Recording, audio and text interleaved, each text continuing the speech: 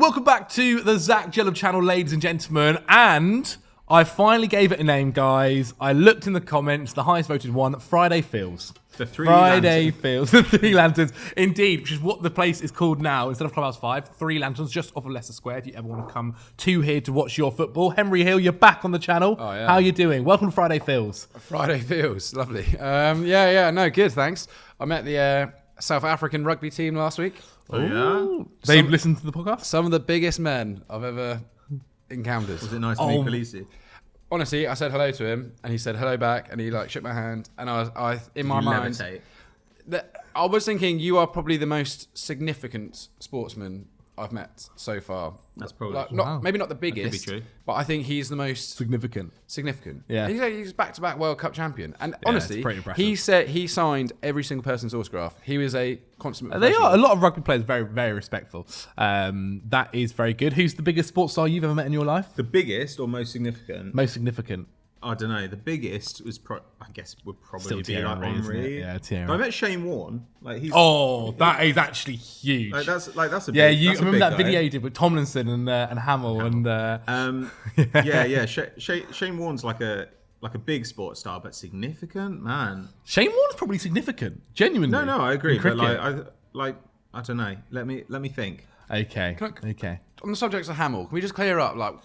He is just very busy. Yeah, it's not like people seem to think that we're just refusing to have him on any content that we make. He just has a very good job and is very busy, He's a and busy that's boy. that. He's a busy boy, indeed. He is. That's not true. And one thing I also want to mention, guys. We just refuse to have him on. That's it. One of the things I also want to mention is we're now on Spotify. You guys at home have asked quite a lot. Can you please put this? I want to listen to it on my commute. I want to listen to it on my drive. And you know what? It's probably fair enough that you don't watch a YouTube video whilst you're driving. I do agree. So this is now on Spotify. It'll be linked down below as well.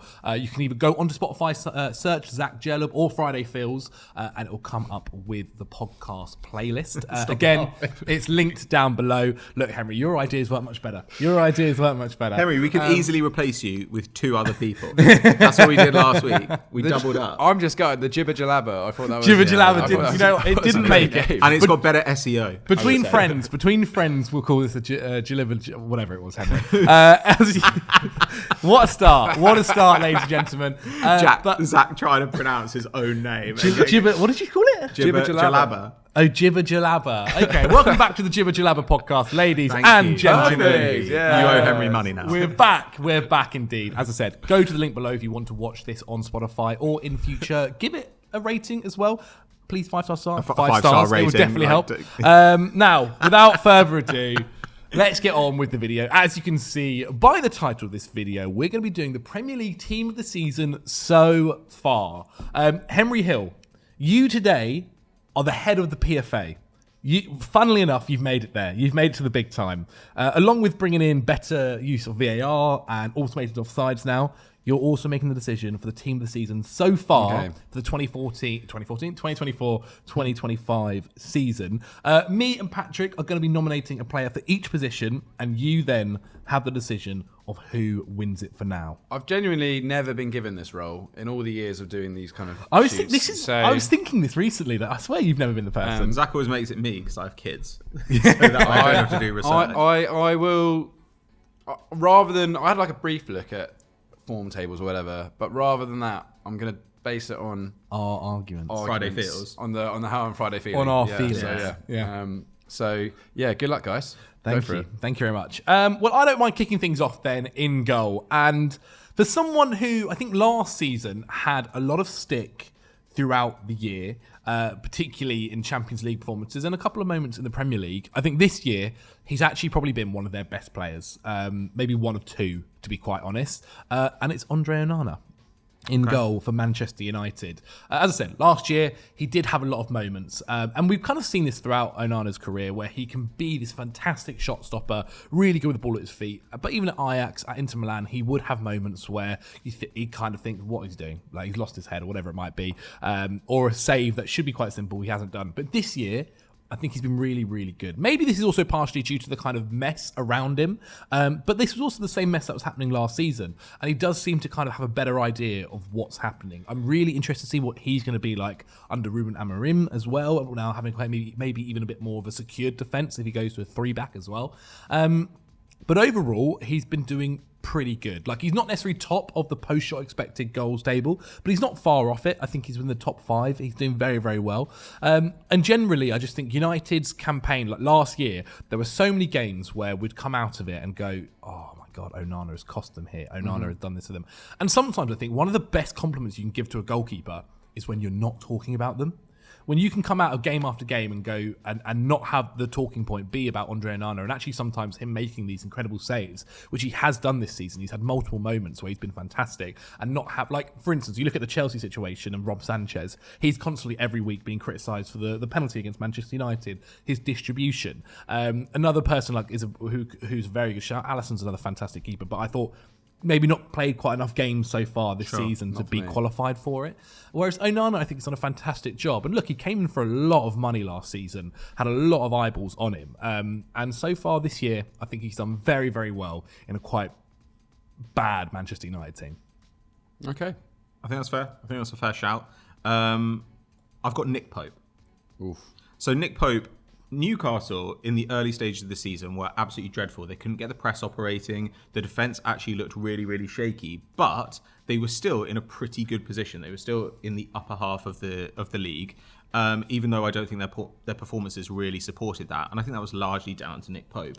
So through 10 games, he's conceded 10 goals from 13 post-shot expected goals again. So he saved his team 3 goals already through 10 games. If he kept that up over the course of the season, it would be something like 15 goals that he would save the team, which would basically be as good a goalkeeping performance as we've ever seen in the Premier League. It would be in line with that De Gea kind of magical season. I think that when Newcastle are struggling, they know that Nick Pope will take pressure off them. He's also one of the best keepers in the league for claiming crosses into the box. And I really do think that there's this spine in this team that when things get shaky, it allows them not to panic too much. Yeah. So ideally, when you've got Burn and Botman, guys like that in there, but Bruno as well, and I do think Pope is a significant part of it. He's one of the leaders of that team now, and they've been changing over this defence a lot. As we might come to later on.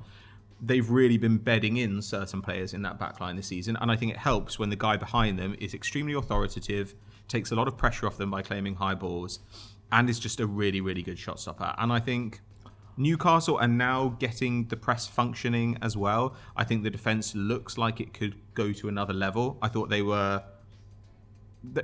The Arsenal game was about level on XG, but clearly Newcastle went up early and played the game they wanted, and Arsenal couldn't disrupt them.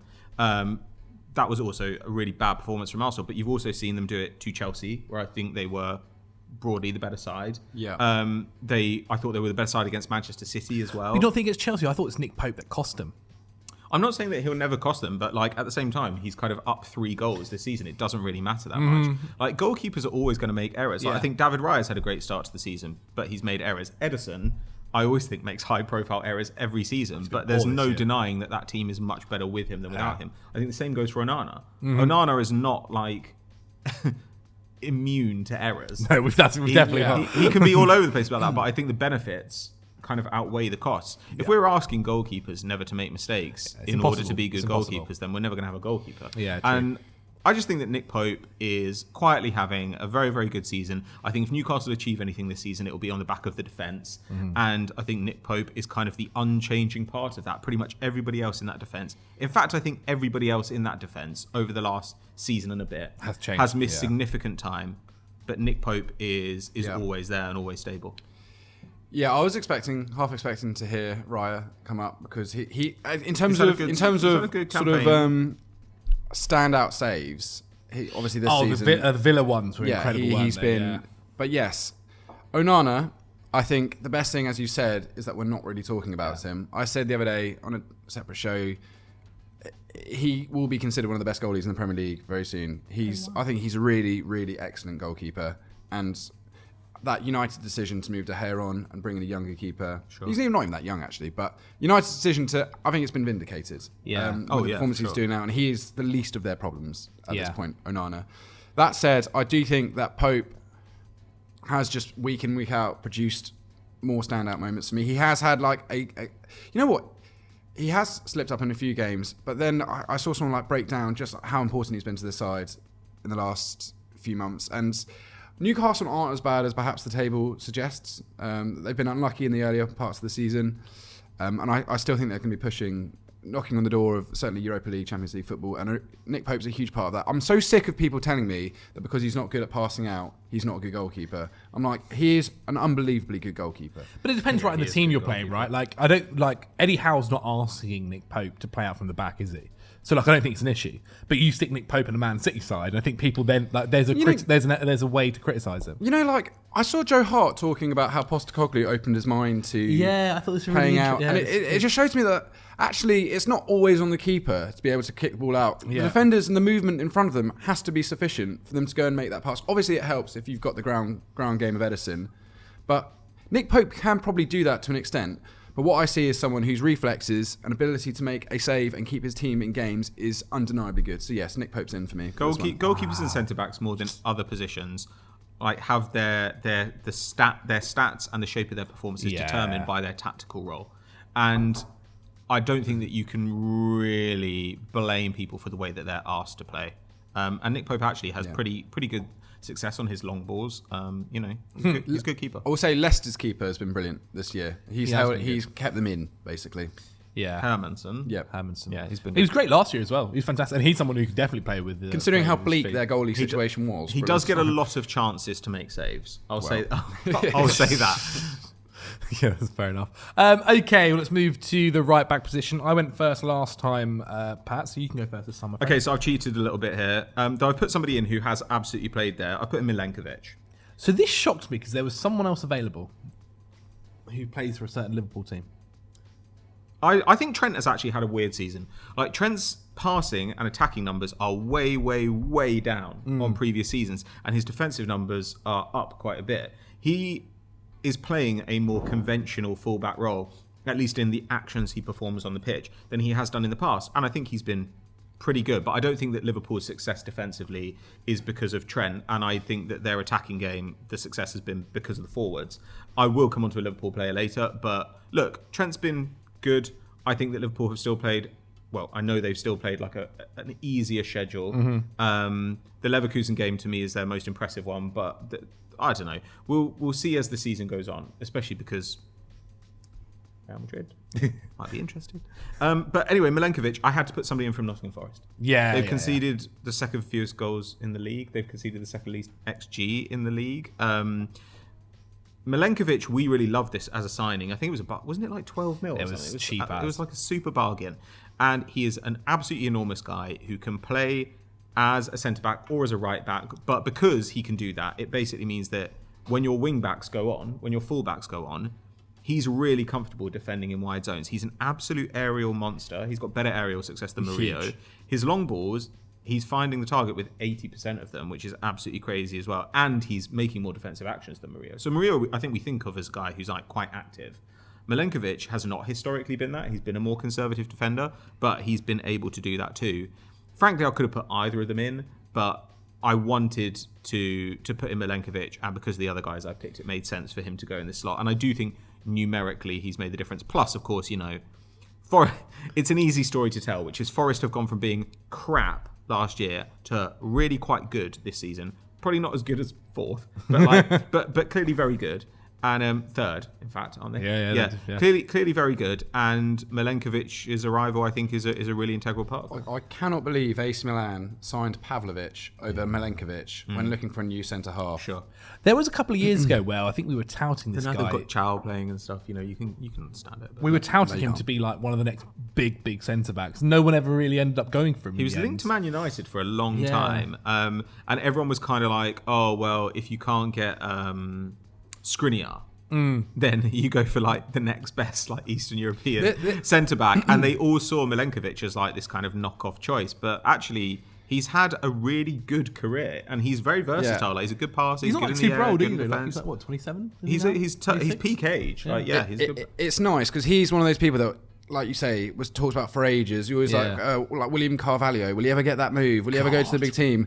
Actually, Milenkovic turned out to be quite good. Like, a lot of these guys, there's a reason they don't move for ages. It turns out. Milenkovic is a winner, so I like that. Well, there's a reason why Pat hasn't picked the actual right back for Nottingham Forest, because I picked him first. Ola Reina. I think Ola Reina has been fantastic this year. Like, he is such a versatile player for Forest. Like, he could do the left wing back if needed. He can go on the wing if needed, right wing back, right back. And it's nice to see Ola Reina finally kind of getting his flowers. For years now, he spent a season at Torino, did okay over there. Came back, was at Fulham for a little bit. Oh, he was class. Then went to Forest, was at Forest obviously last year. And last year, if I remember correctly, he was only on a 1-year deal, and managed in the end to get another contract with Forest. And God, it's paying dividends because he looks fantastic. Scored an incredible goal this weekend. But scoring goals isn't really part of his game. It's more about kind of the assist to the assist, that beating a man on that right wing position, allowing himself to drive into space and give it to someone like a Gibbs White, like a Langer, like a Callum Hudson-Odoi, who then gets it to Mr. Chris Wood. He's obviously unbelievable this season.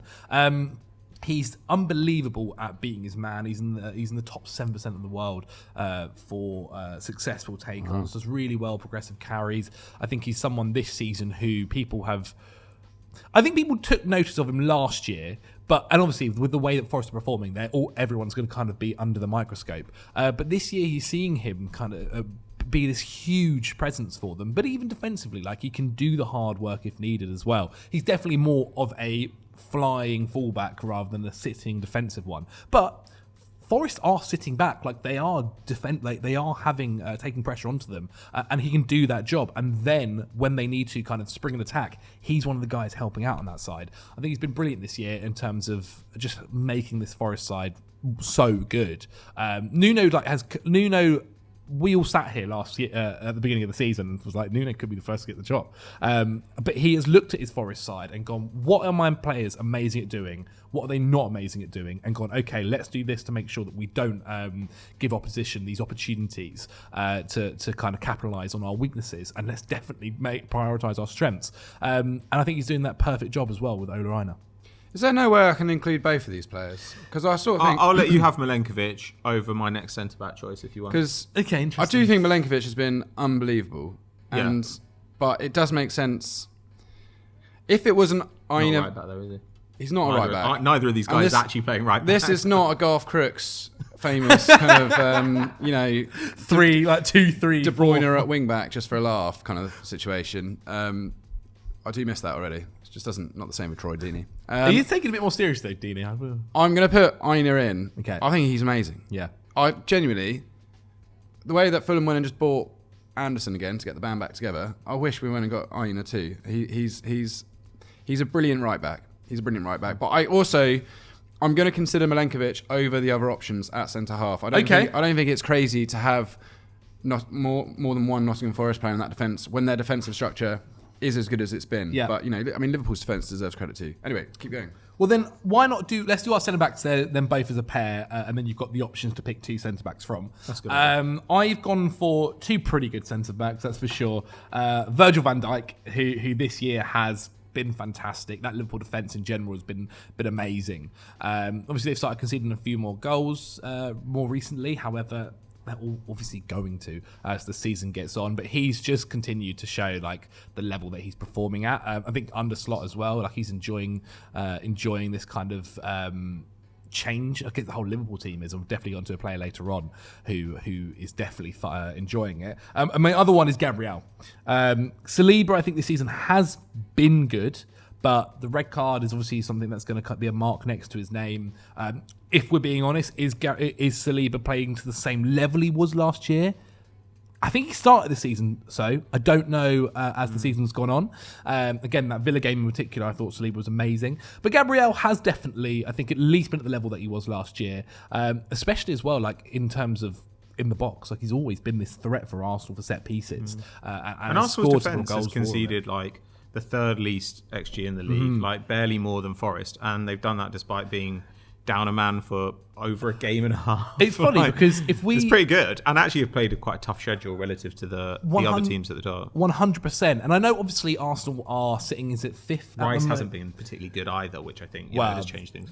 Indeed, yeah. I mean, I'm going to do a video next week about players who are underperforming, and I think Rice was possibly one of these guys that was going to be in it. But in terms of Arsenal, like I think because they're sitting in fifth, like, and there's such a negative narrative around them at the moment, like the idea that maybe like an Arsenal player can get into this team is a bit bonkers. However, like they have only lost 2 games. They lost against Bournemouth side when they were 1 man down for the majority of the game, and lost to a Newcastle side who, one, aren't easy to beat anyway, especially away from home, and two, like as you said earlier, they scored early on. The game state was a very different game from then on, and their forwards this year for Arsenal aren't performing at the level, well, apart from one in particular, but they aren't performing to the same level they were last year, and that one player has also been injured at times this season, and so Gabriel, I think, has had a good season individually for Arsenal, whilst maybe other players haven't, but Virgil van Dijk, like, he's also been fantastic as well, hasn't he? I mean, for Liverpool in general, like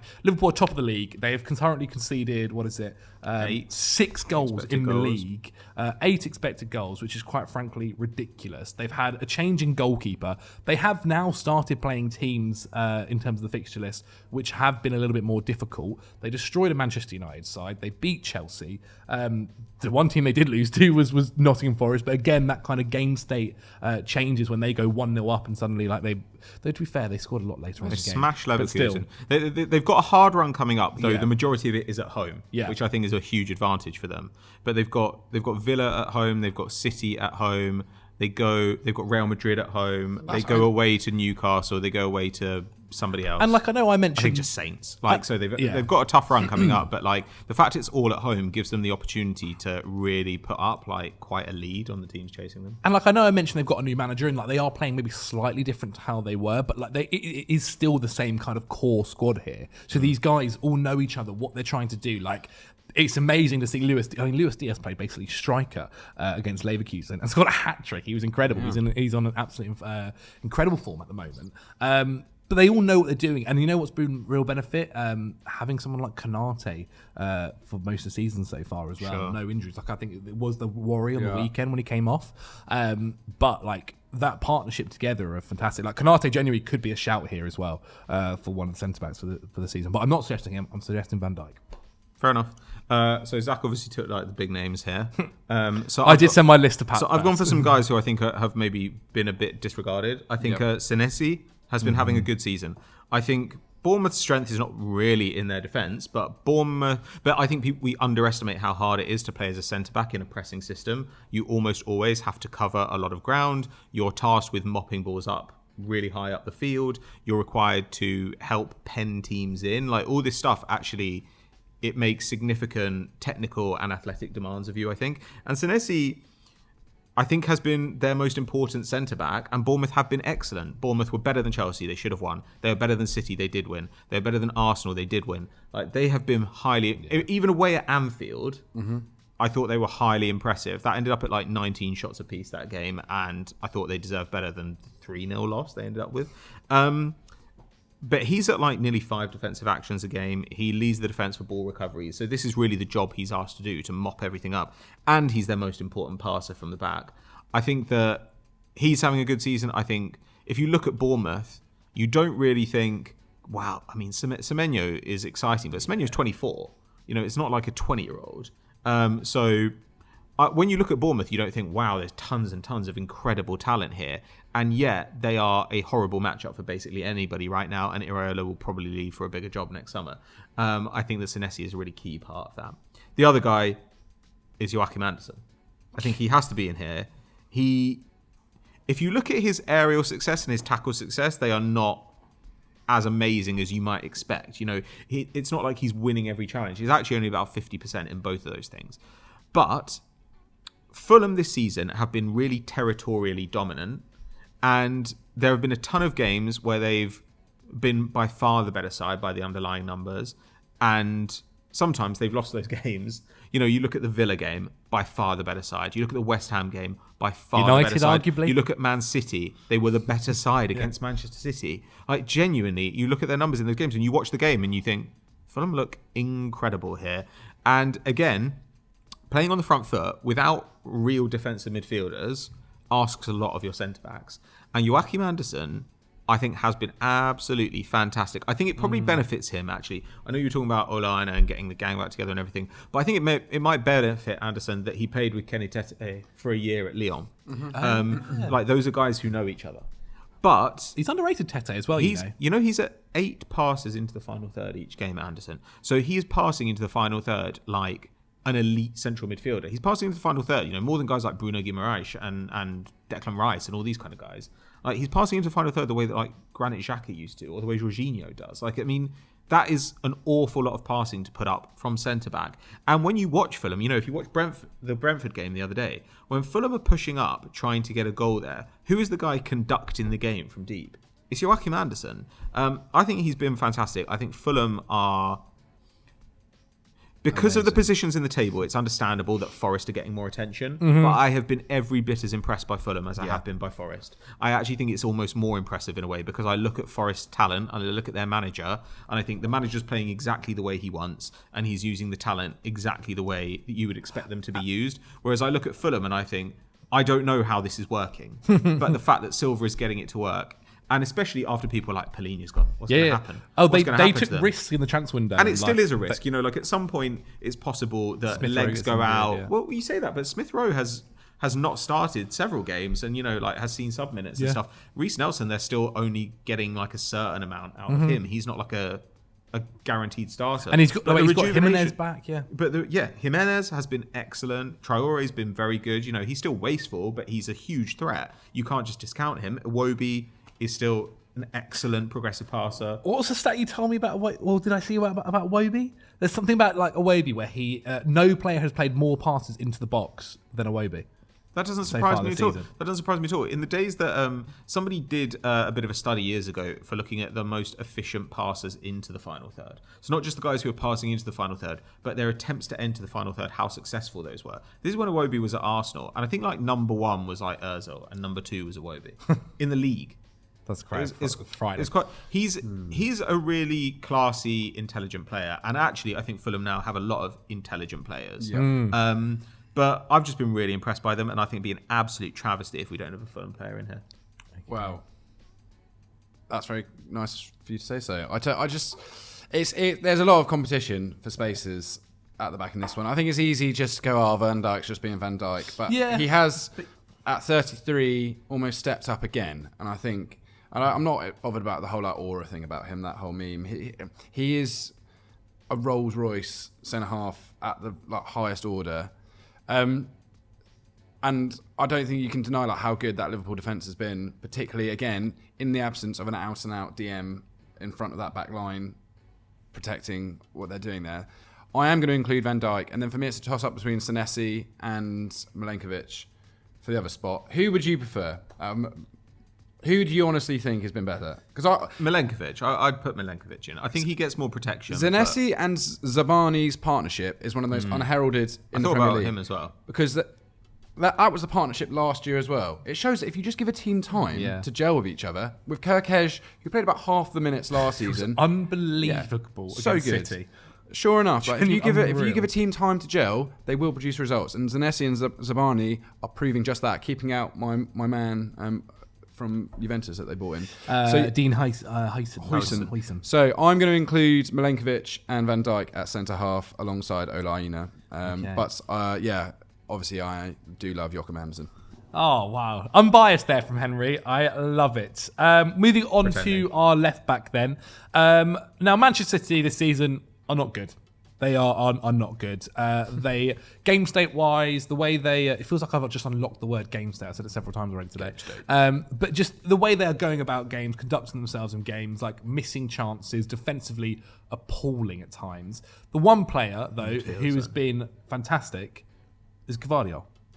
Sure. Genuinely been amazing, and I've got to maybe hold my hands up, but I think by about January last year, I said that one of the most overrated players for left back was Gvardiol. And I made the point that, like, I think he's not a left back. He's definitely a left centre back. Like, maybe City aren't getting the most out of him.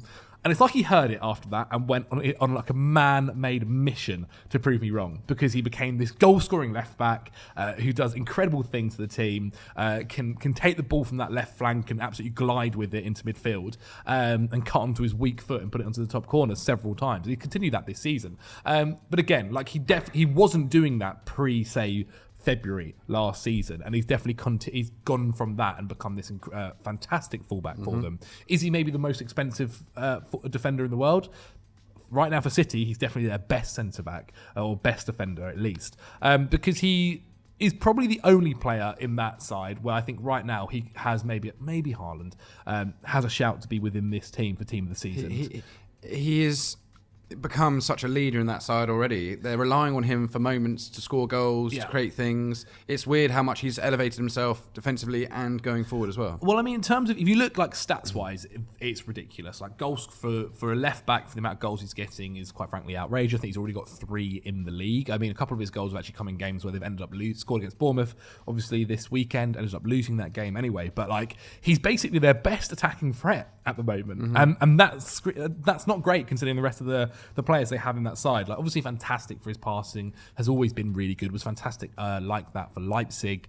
There's no wonder why so many teams wanted him for such a long time. But even like take-on wise and everything, like he's great. If you look at him, he's like a 6'4" Croatian who doesn't look like he's going to be that great on the ball, and he is. He's brilliant, and he's managed to make this left back position his own.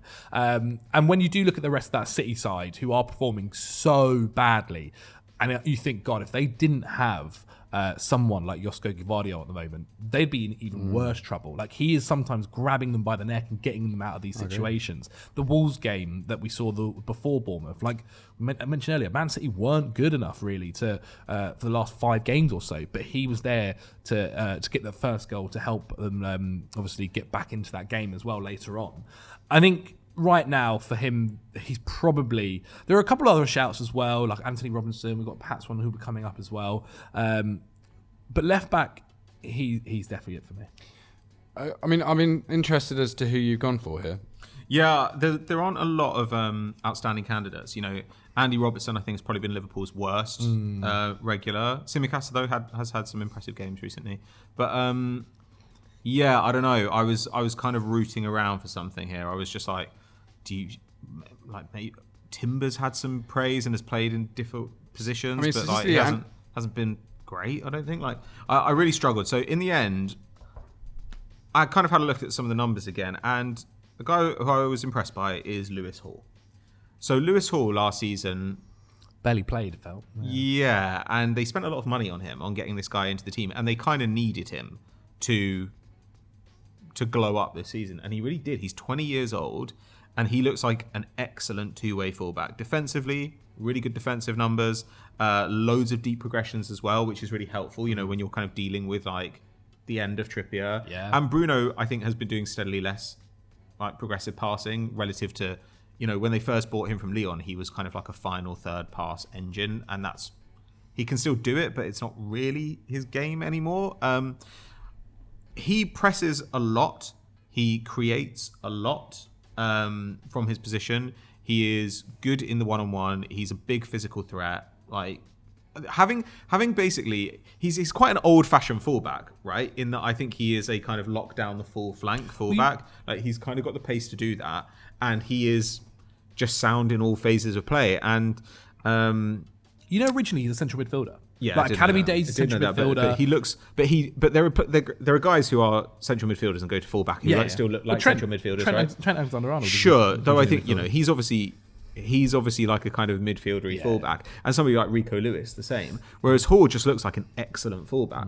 These numbers, they look like, okay, he doesn't have like the creativity and the passing range of like Reece James, but he's quite a bit younger. And when you look at where the passing is now, it's not hard to see that in 2 or 3 years it could be really good. I think if you're an England fan, you should be super excited about this, because this is the position that for years everyone's been saying England need to produce somebody here, and now they've got a 20-year-old who's playing for what will probably end up being one of the better defensive sides in the league, that play a really intense pressing style. He can create, he can defend, he can tuck into midfield.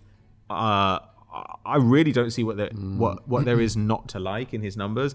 And Newcastle spent an awful lot of money in the full-back zone, so they really did need one of these guys to slap. And now I think Hall just looks absolutely fantastic. If it was most improved, I would be giving it to Lewis Hall. Sure. If you'd said Anthony Robinson, I would have gone for Anthony Robinson because I think I will let you have. Like, I think he's been the best. I think he's been the best left back in the league. I will also let Henry. Like you will have. You can have some opinions to. You can have his numbers. Input. His like progressive numbers and defensive numbers. Robinson this year are unbelievable. He's been amazing. He's a good player. He's a good player.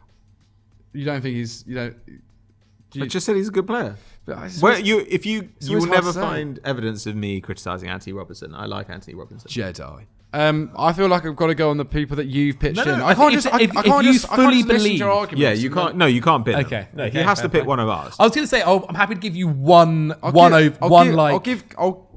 Gavardio, I think, has elevated himself from an already incredible height to an even higher point, even though City aren't great. But if Robinson had been suggested, he on every metric I've seen, he's considered like top 20 players. In At the the end of this list, I will let you have one substitution. Henry Hill substitution. No, that's actually a really good idea. Okay, right. So we'll come back to it. But for now, you're picking Vardio, and we'll see how we get on. Fine. Okay. Have you got a DM, Pat? I've got. Or do you want to go all three straight away? I guess it's hard to say. I guess I've got I've got a two-man midfield. Oh. I don't have a three-man midfield. Okay. Yeah, 4-4-2, please. 4-4-2. Oh wow. Old school. Okay, that's gonna kind of. I can do a DM. I'll do one of my guys a DM, and then I'll do a CM, and then I'll do an attacking mid. Perfect. That works for me. I think I can do that. Let me just see. That works for me. Yes, me. I can actually do that. Okay, perfect. Right, DM Ryan Gravenberch. Who? Ryan. That's racist. Is it? Gravenberch. Just say it. Okay. Yes. Okay. Okay. So he has obviously been asked to play like a relatively unfamiliar role this season, and let's be honest, like Liverpool are top of the league right now. I think there are lots of factors that go into that, but the defense looks good. Whereas the last season, when they were in the title race, the defense looked not very good. It looked. I'd say it kind of looked like Europa League level. This season, it looks like as good a defence as any in the league. Like we'll see when Arsenal kind of like stop getting red cards, what happens here. But it's clearly going to be the best, the second best, somewhere around there. And what has really changed about it? Okay, they've changed style, but they've also just plugged Gravenberch into defensive midfield and asked him to do it. And I don't think anyone really thought he could. If you look at the whole history of this guy, he has been a good creator. There was a time when he was dribbling a reasonable amount. He's always been a very good progressive passer, but he's never been much of a defender. Yeah, even if you look at his tackle success in the Netherlands, which is like not a great defensive league, he was completing like 30% of his tackles. And you think that's a guy who should be, if he's going to Bayern Munich, he's going to Liverpool, you'd imagine him to be an enormous physical mismatch for most guys in the Eredivisie, and he didn't look like that. But this season, he has been sensational. He's not a guy who's going to do a huge amount defensively. I mean, though he is putting up career best defensive action numbers. He's also doubled that tackle success from like 30% to over 60%. He's been decent in the air when he contests aerial duels, which he doesn't a lot, but it's nice to know that he's successful when he does it. He does get a lot of ball recoveries as well. And he's doing it while still being an excellent passer. His passing is down a little bit because he's being asked to do other stuff, but he's still constantly moving the team into the final third. He's one of the most important progressive passers in that team, and it's helping alleviate the burden on the fullbacks and the centre-backs, who previously have been kind of the engines of that ball progression. The way that Liverpool have been able to pen teams in and pick them apart, I think is quite largely down to him. And frankly, like Liverpool came through this summer and added Chiesa, who hasn't really played. Injured. But they've gone from looking like the third best team in the league to looking like, right now, the best team in the league. Well, one of the significant parts of that is this one guy. And so I think that he probably deserves a place on the basis of that. I think he's been excellent, playing an unfamiliar role for the team that is currently destroying everyone they come up against in the Champions League, and have also been very good minimum in the league. And who knows, they may end up being great, but I'm really impressed by him. Okay, so Ryan Gravenberch versus Mr. Moises Caicedo. It's not looking good for you, Zach. Oh my god! I don't know. Already, lads, the bias, No, the prejudice, the bias. Caicedo has been excellent. Yeah, Yeah. he has been really good With qualifications. I think Caicedo last season started the season not amazingly at all, but actually by about March or so, as towards the end of the season, was not too far off the level he's playing now. He's doing really, really well. And I think a lot of Chelsea fans saw that, but a lot of other fans didn't. And that price tag was just following him everywhere. Now that we're a season away from that kind of transfer, I think a lot less people are thinking about how much he cost, because obviously it's an incredible amount of money. And for that amount of money, you're looking to buy one of the best players in that position. It's because there's an even more expensive midfielder next to him who is way worse. That's why. We're not talking about underperforming players right now. We're talking about players that are doing very, very well. And Caicedo is definitely that. I think you see him playing. I think you see his relationship with Lavia makes him so much better, where he knows and he can trust as a kind of other midfielder who will also be so physical, doing so much leg work, doing so much dog work, like Caicedo does as well. I think again when he was first brought in, a lot of people think, oh, who's the last like Chelsea DM who was amazing? Obviously, it's N'Golo Kante, and people make this same like comparisons all the time. And being compared to maybe the best DM we've seen in the Premier League is a really tough task to have. And I'm not saying he's maybe performing at the levels of N'Golo Kante's prime yet. Definitely not. He never ever will. But we might never see ever a player do that, to be quite honest. But we are seeing a player who's starting to find his feet with this team and know where he is and where he like a team with a Chelsea team without Moises Caicedo now is a Chelsea team that's going to be playing a lot worse. He helps Chelsea out so much defensively, and especially with the way. Given how bad the defence is. With the way Maresca wants to play his football, where obviously he is committing players going forward. He's getting Gusto, for instance, at fullback to be bombing forward to play in an attacking midfield role. There is so much space at times for a counter-attack to happen, and Moises Caicedo is cleaning up. Like, his defensive numbers are outrageously good. He's also a very smart player, and he knows when to... Against Manchester United, he didn't get booked. I could honestly count about 9 fouls he made. That was incredible. He's one of those players that don't get a yellow card because he makes these like little fouls here and there. I think the Man United game is a really bad game to bring up if you want to praise him. I will praise him for making the right decisions to bring a foul. That's what I will make. And he scored a good goal. I scored a fantastic goal. I think he's been really, really good this season. And if you hadn't put him in, I would have considered putting him in. But the Man United game I thought was interesting because it was incredibly easy for Manchester United to play through Chelsea. They did it so easily. I was staggered at how easily Man United got up the pitch and how easily they got guys running against the back line. Yeah. And Chelsea was saved in that game, I thought, by, honestly... a great Moises Caicedo goal. One of the worst games I've seen in a while from Premier League forward in Rasmus Højlund. Really? Højlund was pretty good. Every pass he made in that game was either late or misplaced. He tried to take people on and constantly failed. But look, I put the blame more at Garnacho. I praise Caicedo, but I think he's great. But at the same time, when if I've got a really good DM who's playing amazingly well, then I probably don't want to see guys running at my back line with absolutely no protection, as much as happened in that game. And given that Chelsea were playing a really desperately poor Manchester United side, I was a little bit like, why do Chelsea look so porous in this match? They gave up loads of chances. Yes. I thought they were quite comfortably the inferior team in a game where I thought you should be way better than the United. And I guess I would just like to see him mop up a little bit more. I do think. I thought he did mop up in a lot of other games. So I do agree. But I do think that if you had like Rice of last season or Rodri there, then you would hope to see fewer attacks where you were like, where's the midfield gone?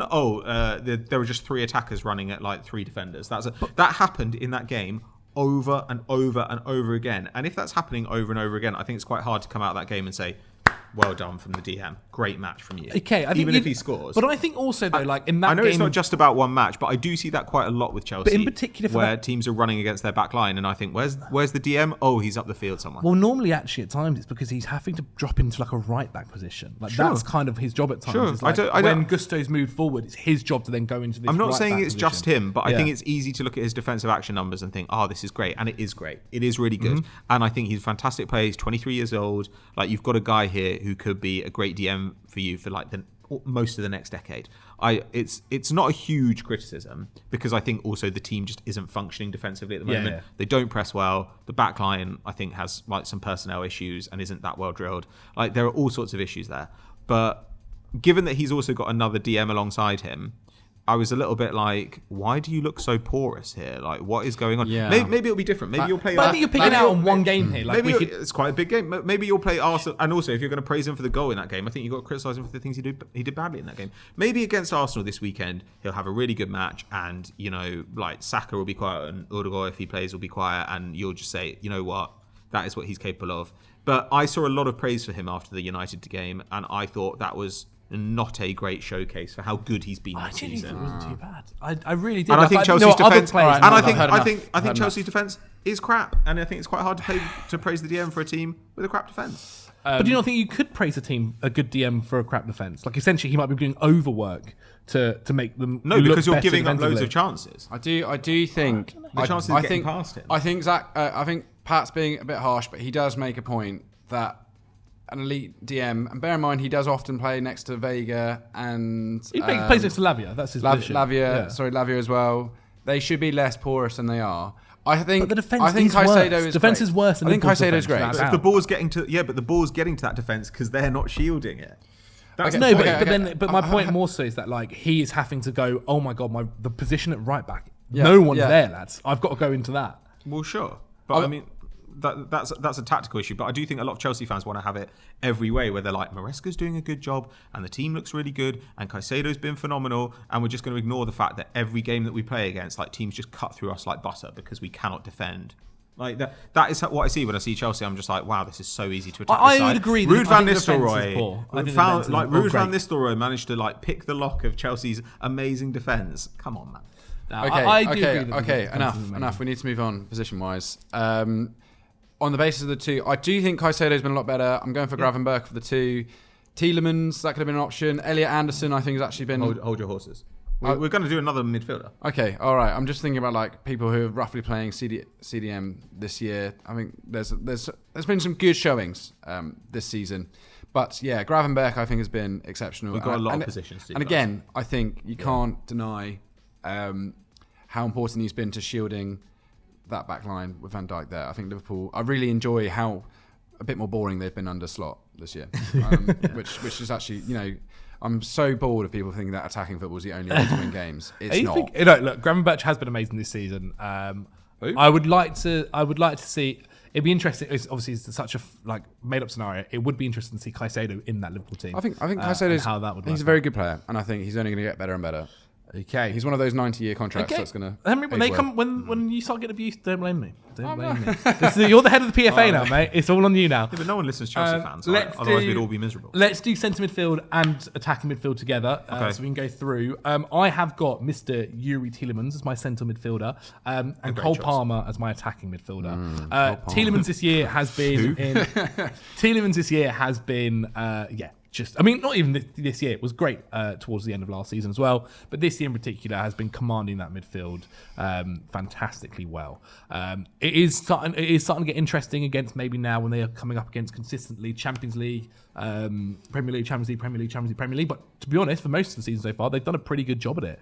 At being able to rest players when they need to and not have to worry too much. Obviously, they had a bit of a shaky game against Club Brugge in the end, which they lost in the Champions League. But that was, And against Spurs. And against Spurs, indeed. So the last two games not haven't been amazing. But if you literally take those two games out, they have basically been the better team in most of the other ones. And a lot of that comes down to Yuri Tielemans in that midfield. Like he commands so. It feels like watching basically like a general in of war, whatever, in that midfield with Yuri Tielemans. He commands everything. He tells players what to do. I genuinely at times. don't agree with that statement. I don't think it's like watching a war general. Whatever. My point being, like a dictator there who is saying everything to happen. Like everything goes through him. I don't know why I'm stuck on the war thing. Whatever. But the point being more so is that everything goes through him. He commands everything. He's the person He's the Donald that Trump. links everything together. I mentioned earlier about the Ola Reiner, who very much does a lot of things with kind of like the pre-assist and stuff like that. Yuri Tielemans is that guy as well. Exactly that guy who will put the ball to the winger, who then gets it to Ollie Watkins or to whatever other the overlapping fullback, whatever. Yeah, it might he's be. like if Enzo Fernandez was good. He, to be honest, with the way That Enzo's kind of at the is moment, like- it kind of is. Yeah, He's the game controller. He's the deep game He's controller. that thing that, right? like, you know what Pep talked about, like Pauser and the guy who can control the tempo and everything. Like that is Yuri Tielemans. Tielemans, there's a reason that he was bought by Monaco for lots of money. There's reasons that was exceptional at Leicester, was pretty good at Leicester when he was there, and why he got a move again. And Exactly. I rate the fact that he sort of waited for a year. They said, look, your time will come. And I think he is probably as good, if not better, than Douglas Luiz, who's not playing at Juventus. So there we go. Yes. I mean, their work rate in called that he's crap. his work rate for the team is fantastic. is fantastic. He's got 3 assists so far in this campaign. A goal and an assist in the Champions League, which I know they obviously lost to Club Brugge, but they're doing very well. they're doing fine. as They're well. doing fine. They'll most likely go through to the right. next round unless there's an absolute They'll definitely go through crazy, rounders. that That penalty couple of crazy that penalty losses. was miles so ahead good, of. by the way. Like, I agree Real that's a Madrid. penalty, by the way. It's I a think billion I think Arsenal should % a have conceded penalty. that penalty last season. It was a billion % a penalty. There's no way that Emi Martinez just knocks it to him for no reason whatsoever. So, But yeah, like, this is someone who I think nowadays, especially you mentioned about him for DM. I think this is someone who is the actual ultimate central midfielder. Somebody who does both sides of it and has the absolute box-to-box work rate that he does. Like he's not the fastest player in the world, of course not. He's not a great defender. He's not a great defender, but I don't think he's not like awful.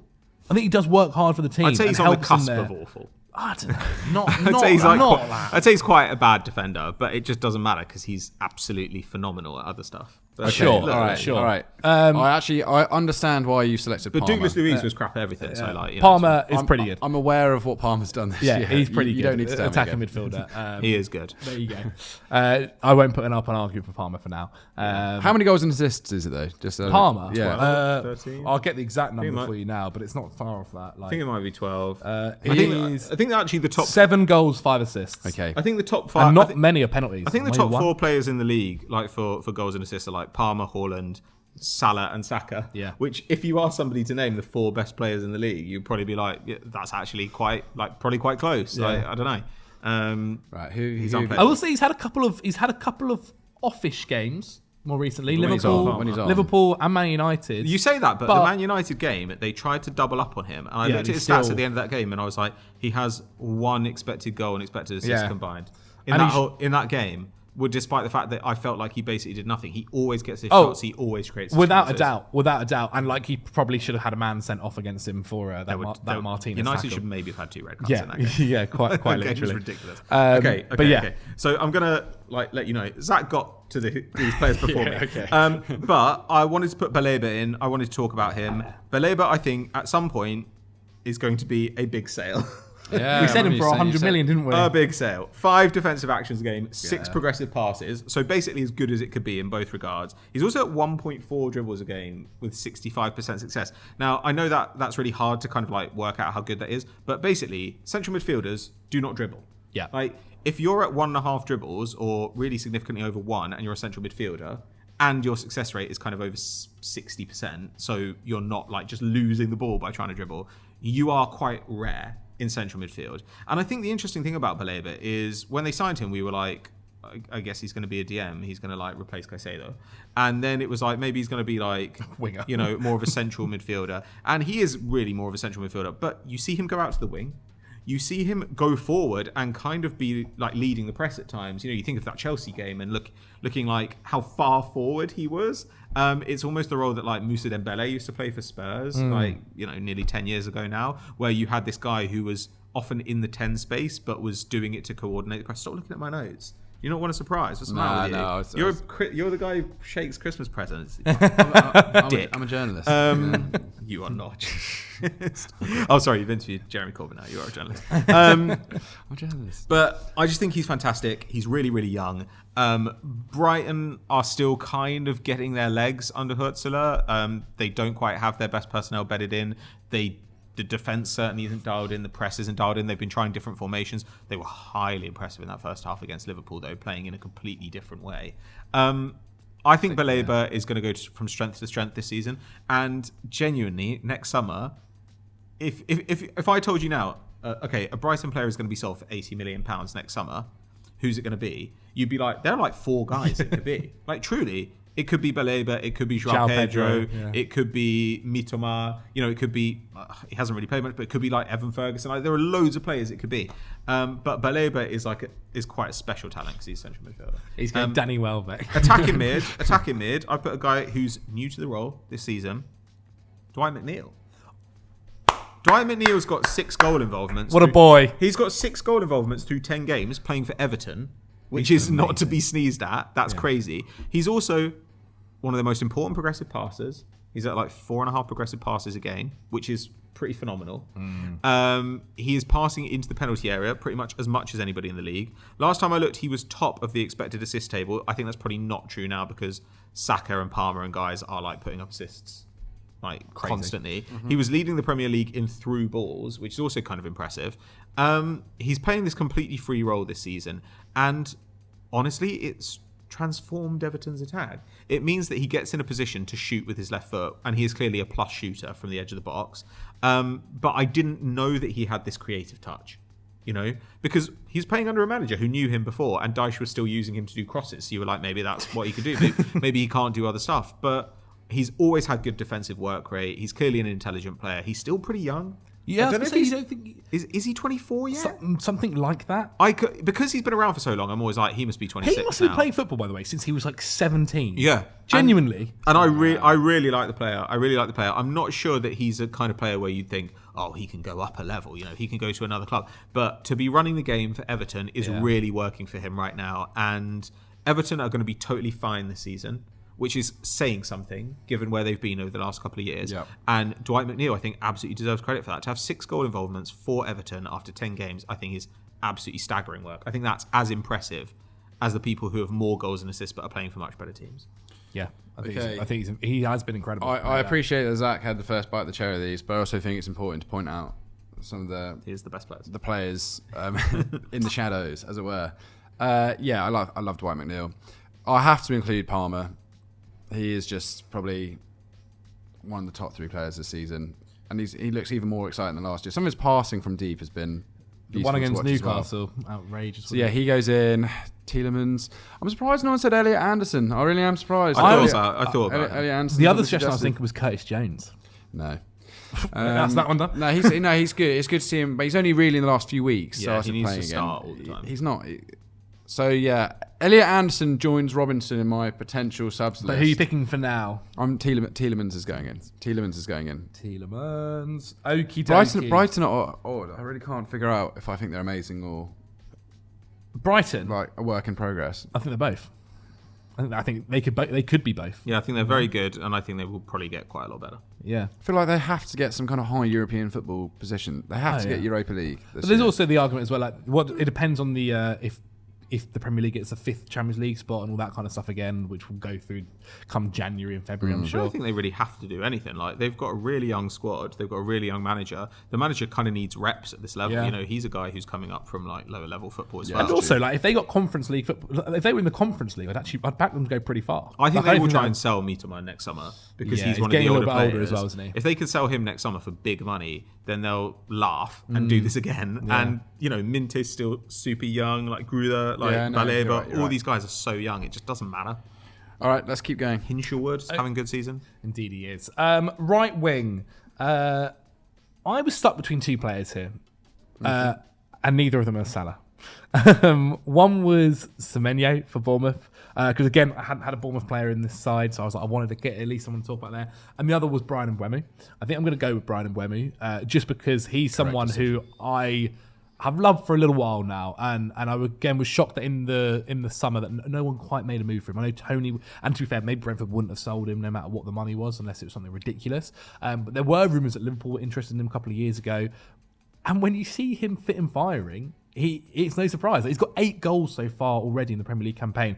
He has never broken the 10-goal mark in the Premier League, which is kind of mad to think about. But he has had injuries at times. Last season, he had a long time out after getting injured after the first couple of weeks of the Premier League. And this year, he's showing you that when he can kind of be the...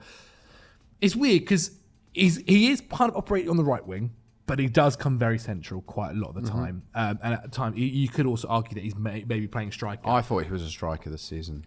I think he's still counted as a right winger, but sure, whatever. I think it's fine to call him a right winger. Fine. I'm happy to put him at the right. I'm going to cheat with positions. Exactly. In my front line. You have to. Yeah, well, we had a centre back playing right back earlier, though he can do it. But Bryan Mbeumo is someone who, again, you forget how old he is. I think he's now 25.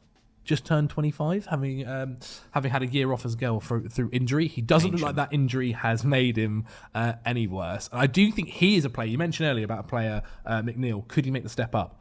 I think Bryan Mbeumo genuinely could. I think you'd see him improve massively in joining a team like if Salah leaves. Is he going to be the lights out replacement that maybe Liverpool fans are wanting? Maybe not, but I think he could be a really good player in that Liverpool side. Yeah. There's several others who could end up going for him if they are smart. Maybe I saw Newcastle. Newcastle were looking at him. Newcastle United would be a really smart move for him. Would be a really good level for him to join as that club continues to improve. But anyway, this season in particular, he's been great. Brentford have been obviously, he scored a lot of these goals in the first minute in this tactical way they kick off and stuff. But throughout the games, he's a nuisance. I thought actually in the game against Manchester United, I wanted him to be a little bit better. I thought Brentford in general were a little bit poor in that game. Fulham as well on the weekend. Like maybe we're seeing just kind of a little bit of it's more the limitations of the Brentford squad. Exactly. And so I do think in a different side, like you'd see this guy be a nuisance in every single game, and he still is a nuisance in a lot of Premier League games. And so for this season, what I like to see from a player is when a player can continually season, especially at the younger ages, get better. And I think that's what we see with Bryan Mbeumo. And like again, we're seeing a player now who is essentially the star of this Brentford team now that Tony's gone and stuff. And he is someone who, just is fantastic this year. That's my Bryan Mbeumo. That's fair enough. Right. I'm gonna give away what both of my wingers are. I'm putting Saka's who I'm putting forward for right wing. I kind of think, given that I'm going to put Salah forward as the other winger, but I think it's okay because I think Saka just has to be in this team. Like Arsenal haven't been great this season. Saka has been one of the 2 or 3 best players in the league quite comfortably. If you look at the players who have had like the most shot creating actions in the league, so that's like through creativity and taking shots themselves.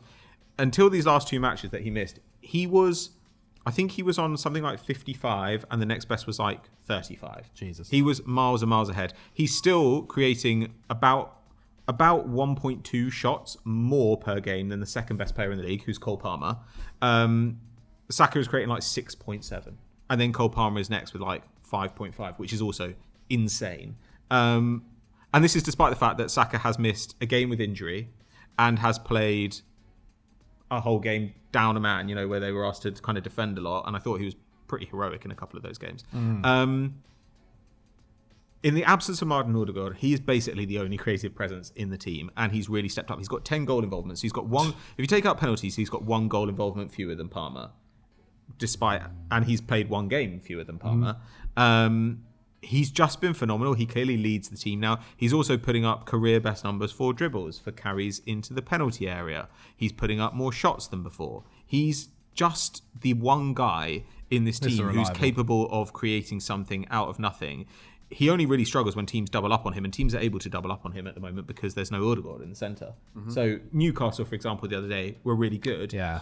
But it helps when you can double up on the wingers, knowing that if they pass the ball into the centre, there's no one there who's really going to do any damage. Yeah. I think that given the disadvantages, with injury and with, like the team being down a man, the fact that his attacking numbers are basically identical to Cole Palmer's and in some places better, I think is absolutely insane. And we forget how young he is. He's 23. Yeah. And he's clearly one of the best players in the league. I mean, I think he's having a really staggering campaign. I actually think over the last kind of year, because Saka's always been very good and always been very reliable, it's been easy to just like everyone's talking about Cole Palmer now.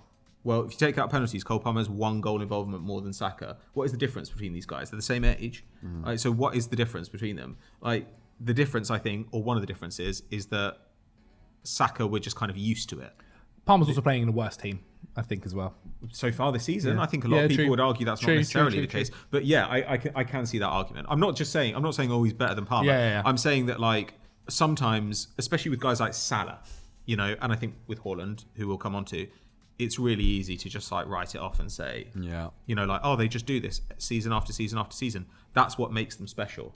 And the fact that Saka's doing this kind of as a pre-peak player still, like Palmer, it makes you quite scared for where they'll be when they're 25, 26. Okay. Those are the right wingers, Henners. Odo, you got Salah as your left winger, right? I guess I'm putting Salah in as my left winger because I have to pick two wingers, and you hadn't picked Salah or Saka, so I had to pick Salah and Saka. Yeah, it's fair enough. I've got like a nice bench in my head, which Mbermo can join. I guess Saka. I'll let you have that. I can completely Makes me understand. sad. It's quite frustrating just picking like, oh yeah, obviously they're really good. Do you know But what I mean? they are really good. Yeah, and Burma's been great, and I do like the way that he's filled in the shoes of Ivan Toney. And yes, he is having to feed off more scraps, let's say, than other options out there. So yes, Saka is in. Okay, but who's your left? Though I would also say that guys like Palmer and Saka, like, okay, I see what you mean about like Mbermo, like feeding off scraps, but at the same time, like the only reason that there's anything in those two other teams, in Chelsea and Arsenal at times, has been because of Saka and Palmer. The only reason they look like competent attacking sides has been those two guys. Think about where same as be it's without like them. McNeil with Everton. You're like, if you didn't have McNeil at Everton would be horrific. Yeah, it's a good point, actually. Very good point. Almost wish this video was like, pick your best B team. You know, what I mean? that'd have been really fun. Non-top six allowed kind of thing. Yeah, that kind of thing. To be fair, like there's a decent few of them. My left winger, though, is also the Liverpool left winger, Luis Diaz. 5 goals in the league, 2 assists, 3 in the Champions League now after his hat-trick last night. Doesn't count, mate. He's been pretty good. Yeah, he's been really good on the slot. Like he's all right. He's probably, him and Gravenberch have obviously been the two players that have benefited the most playing under slot. I mean, last night he played striker for the first time as well, it seemed. But in the left wing position for Liverpool, like he's gone from a player who last season and before, apart from that first 6 months when he first joined Liverpool, he's become a player who genuinely fans and like defenders I think are afraid to play against. Whereas I think before they weren't really too bothered. Like there wasn't really too much of a worry with Diaz. Now he can do every side of the game. He can make this late run into the box and is good in the air. Scored back header against Manchester United. Can take on a defender. Is rapid. Can shoot from outside the box.